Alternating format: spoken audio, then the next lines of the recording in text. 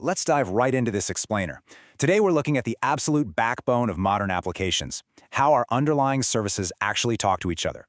We're going to break down the long-standing debate between the two dominant data-fetching paradigms out there, REST and GraphQL.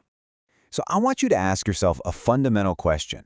How should modern apps communicate? In today's highly distributed digital world, getting different pieces of software to talk to each other efficiently is not just some minor technical detail. It is literally a business-critical necessity. Think about it. Every single time you open a weather app, check your bank balance, or load up a massive SaaS dashboard, there is this incredibly complex data conversation happening behind the scenes across the network. And as these applications scale up to serve hundreds of thousands, or even millions of concurrent users, well, the way we structure that conversation matters immensely. Inefficient data fetching, that leads to sluggish interfaces, skyrocketing server compute costs, bloated cloud bills, and ultimately users just dropping off because of network latency. Nobody likes a slow app, right? And in modern software development, we've got two heavyweight contenders that completely dominate this data conversation: REST and GraphQL. Now, at their core, it's important to remember that both of these technologies are trying to achieve the exact same ultimate goal. They're just protocols for getting data from a server's database over to a client application. But as you'll see as we go through this, their foundational philosophies on how to actually execute that data transfer couldn't be more fundamentally opposed. They really represent two completely different eras of web development, and choosing between them literally shapes the entire architecture of your engineering team's workflow. Section 1. REST, the reliable standard. So REST, which stands for Representational State Transfer, by the way, has been the undisputed gold standard for web APIs for well over a decade now. It organizes data around strictly defined resources and utilizes the standard HTTP methods we all know. Things like get to retrieve data, post to create it, or delete to remove it. But the absolutely crucial defining trait here is predictability. REST APIs return fixed, predefined data structures for every specific endpoint. It operates on a very strict contract. You hit a specific URL, you get a specific JSON object back. Boom. And because it relies so heavily on the native architecture of the web itself, including statelessness and standard HTTP status codes, most developers already intuitively understand its conventions. That makes REST highly reliable and honestly pretty straightforward to implement right out of the gate. But here's the catch. That exact predictability comes with a very real cost. Because REST relies on those fixed structures, client applications inevitably run into what we call overfetching or underfetching. Let's say you're building a mobile app, right? And you just need a user's little avatar image URL to put in a top navigation bar.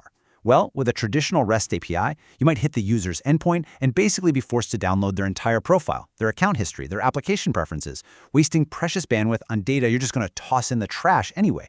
That is overfetching. Now, on the flip side, what if you hit an endpoint to get a user, but then you desperately need their 5 most recent posts?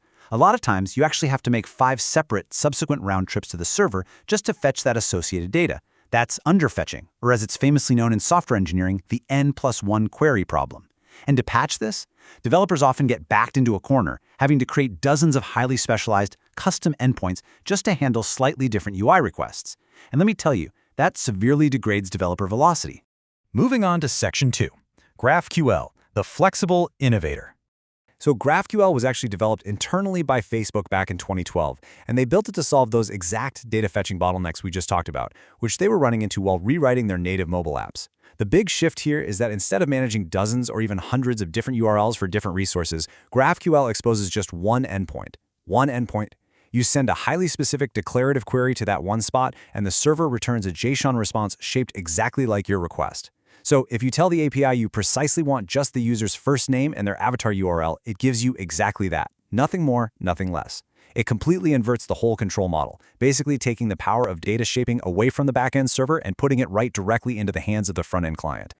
Just think about the real-world implications of a shift like that. Imagine you've got a really robust web application running on a powerful desktop machine connected to high-speed fiber, right next to a mobile app running on a smartphone over a weak, spotty 3G cellular connection.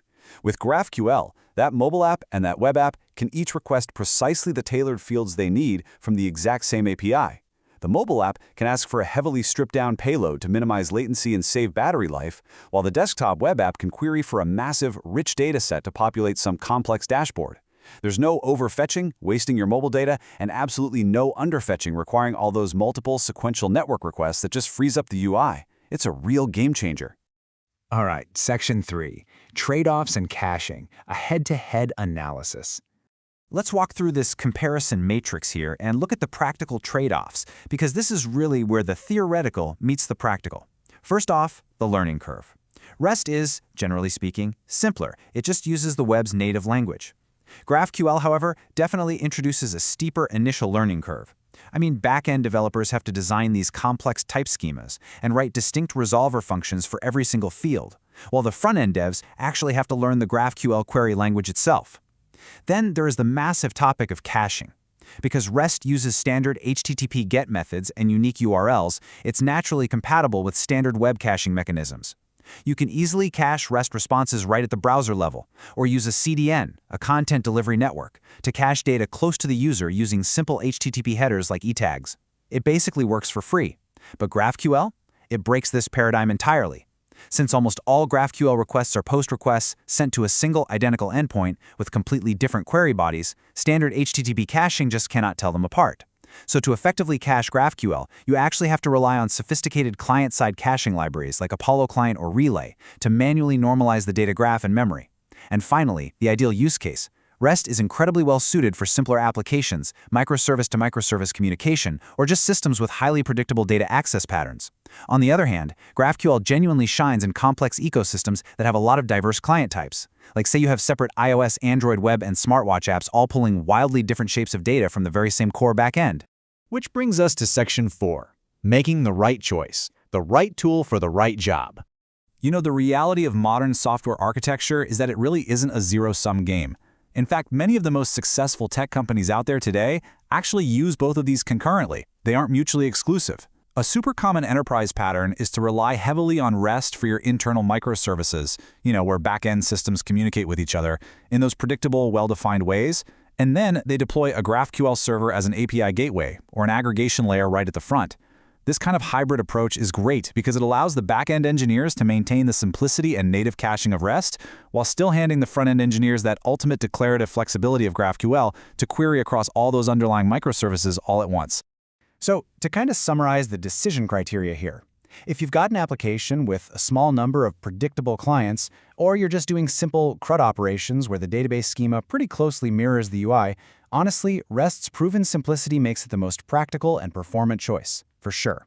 However, if your engineering org is building highly complex apps with multiple diverse clients that all need totally different data shapes, or if your front-end requirements are just rapidly evolving and the UI team needs to iterate without constantly waiting around for back-end teams to build new endpoints, well, in that case, GraphQL's flexibility frequently justifies its added complexity and the initial setup overhead. Ultimately, if you take one thing away from this explainer, let it be this: neither approach is universally superior. It is so incredibly easy to fall victim to hype-driven development, right? Assuming the newest, shiniest technology is just an automatic silver bullet. But software engineering is fundamentally all about managing trade-offs. The right choice for you depends entirely on the specific constraints of your project, the size of your team, how many different clients your API actually needs to serve, and exactly how much their specific data needs vary from one another. So I'll leave you with this final thought to chew on. Take a look at your own software architecture. Does your application truly need the tried-and-true simplicity and native caching of REST, or is it screaming for the heavily tailored flexibility of GraphQL to finally unblock your front-end teams? Taking a hard, objective look at your specific client diversity and network performance bottlenecks before you write a single line of code, that is exactly how you build systems that scale beautifully. Thank you so much for joining me for this explainer, and keep learning.